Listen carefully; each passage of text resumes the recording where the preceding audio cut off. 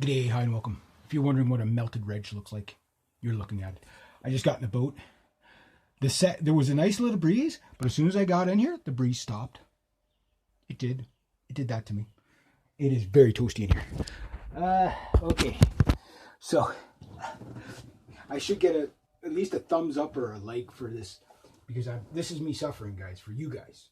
Suffering for you guys. So hit the thumbs up thing. Holy smokes, that's hot. Not as bad as yesterday, but it is hot. I'm going to be quite ranty today. I've got lots of really kind of cool dystopic stuff, I guess. So cool in a dystopic way, but it's bad. You know, I got perfect bad news for you. Welcome to the world, right? But here's my rant. I nearly watched a lot of people die today. Okay.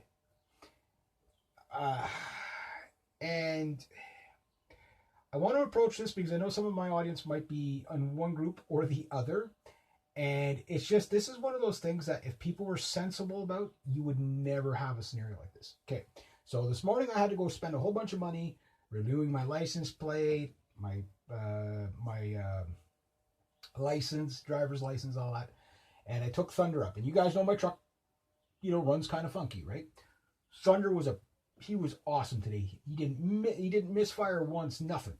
Drove all the way there, drove all the way back. Now, the whole trip is about, let's say 120 kilometers, about 70-mile round trip.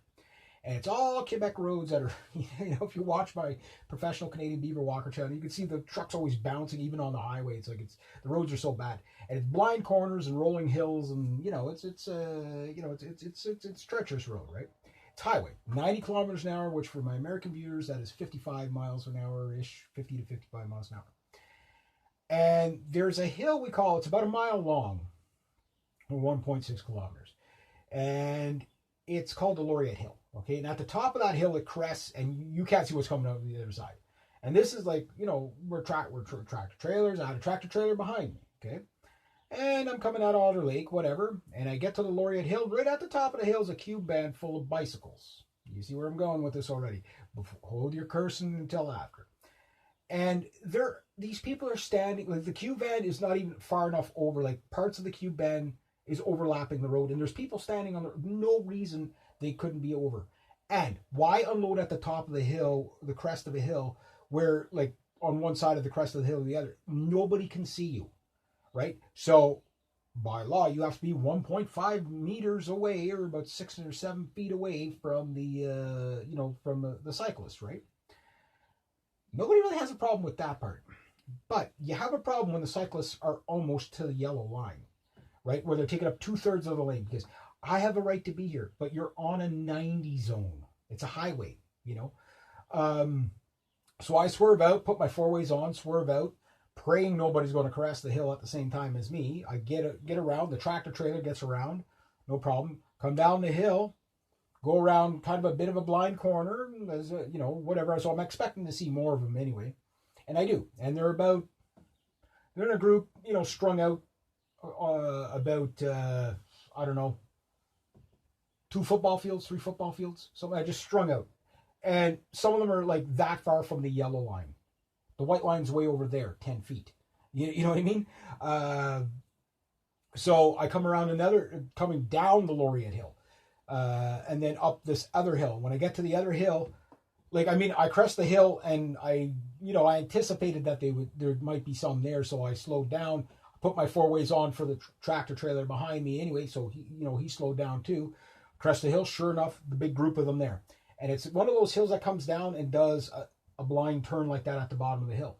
So I get there. I can't stay behind these people. These people are doing 5 kilometers an hour. They're a danger to me and the truck behind me. Because if I slow down to 5 kilometers an hour and try to follow these people, another truck's going to come over and ram the two of us, ram the other truck, and the other truck's going to ram me and probably kill me, and I'll probably kill a bunch of people ahead of me. Right? All these bicycles, right? So you got to go around. 4 ways on. It's the only way to do it. I get past them just fast enough and tuck in maybe a couple of truck lengths, but it was a nip and tuck. As I was tucking in, around comes a big rig. The other rig that was behind me, he was right in the middle of the pack. No place to go in the oncoming lane. Okay, I look in my mirror, all I saw was dust.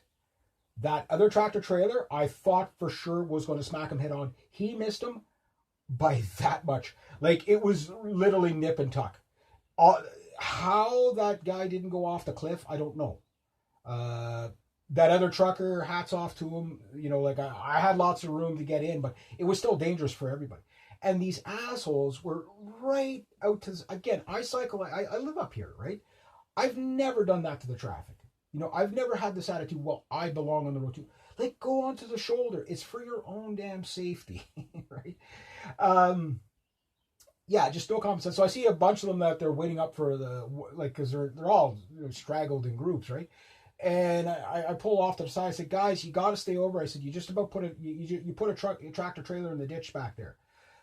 You're out too far. Like, I know we got to share the road, but like, stay close to the white line. It's for your safety, my safety. And of course, oh, we have the right to be. You know how they are. I'm just like, no, you know what I mean. Like, I know I'm wasting my breath below your porridge, as my aunts would say, but it's just like, you know, I'm not trying not to be an asshole about it. I'm like, guys, you really got to get over.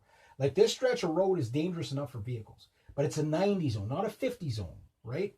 And if you think about it, that truck behind me, I know he wasn't going any faster than, because I'd slowed down to pass everybody, but then about halfway, because these people were really sprawled out, again, coming down that big hill, you can't stay on that hill. You're going to get killed. You know what I mean? Like, they're coming down at 5 kilometers, 10 kilometers an hour. People are going to be coming over the crest of that hill at 90, right? So you can't stay behind this pack of bicycles. It's too dangerous for you, too dangerous for everybody, right? So you go around, okay, and of course they're slow, right? So you got to speed up. So I kind of jet past them a little bit, but I got a pickup truck, so I'm going to accelerate. This guy, he's slowed down to probably about 60 kilometers an hour, about 40 miles an hour.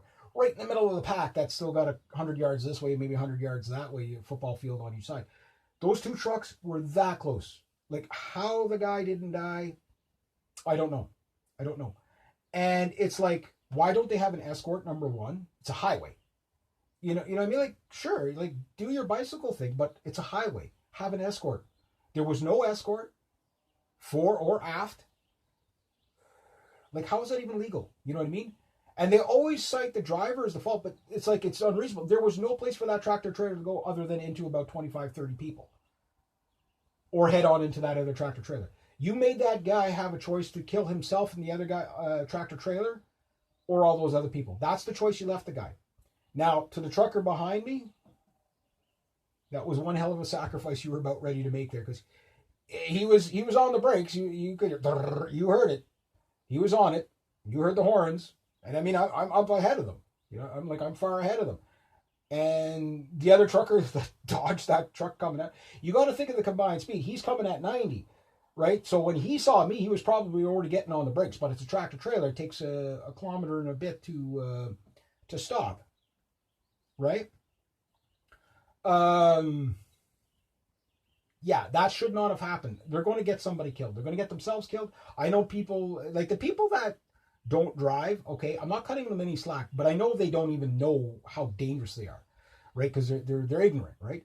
But the people that do cycle and drive, you should be telling your fellow cyclists, look, there's no reason to stay any further than that from the white line.